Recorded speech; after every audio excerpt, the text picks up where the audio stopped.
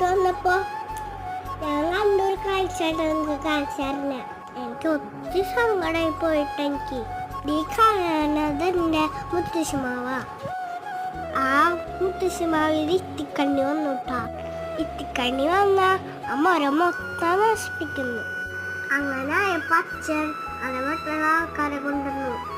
ഇങ്ങനെയൊക്കെ ദോഷിച്ചിട്ടും ഒരു കൊട്ട മാങ്ങിയും നിറയെ മരം കഷ്ണവും തന്നൂട്ടാ.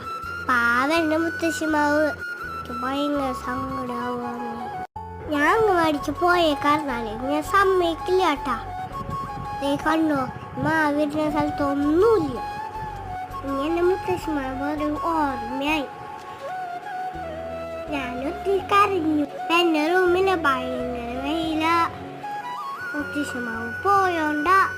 മുത്തശ്ശിമാവ് നല്ല തണലായിരുന്നു കേട്ടാ. വേറെ ഒരു മരം